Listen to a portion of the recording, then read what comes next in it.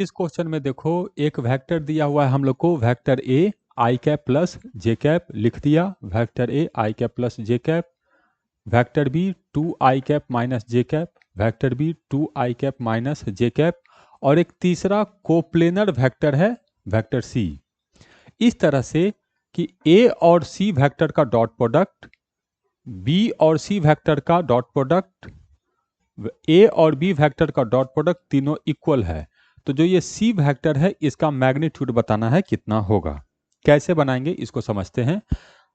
Vector C के बारे में कुछ नहीं जानते हैं तो मान लेते हैं कि वेक्टर सी जो है ये है हम लोग को x I cap plus Y J cap plus Z के कैप, ऐसे मान लेते हैं। ठीक, अब इसमें थोड़ा सा समझदारी दिखाओ।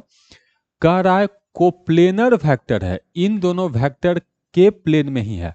अब ध्यान से देखो ये वेक्टर जो है वो x और y में है, ये वाला वेक्टर भी x और y में है, तो ये वाला वेक्टर भी x और y में ही होगा क्योंकि कोप्लेनर होना है। तो इसमें z होगा कि नहीं होगा? z नहीं होगा, तो एक हम इसको हटा सकते हैं।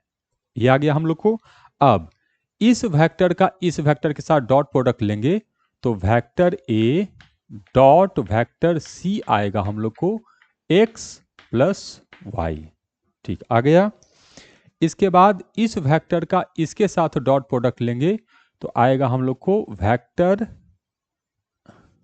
बी डॉट वेक्टर सी, तो ये आएगा हम लोग को 2x माइनस वाई।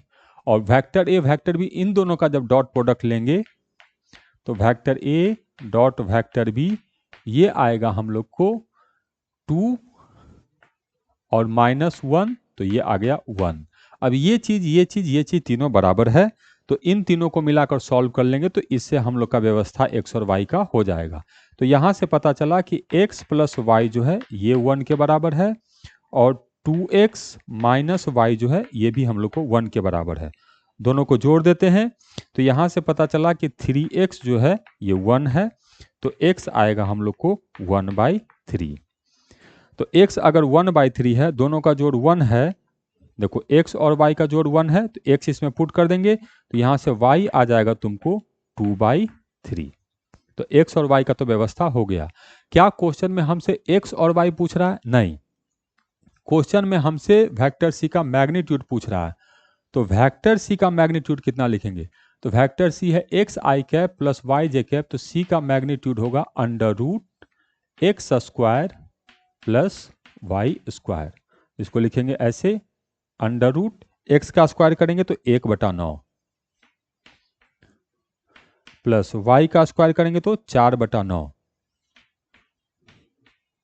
तो ये आ गया हम लोग को अंडर रूट 5/9।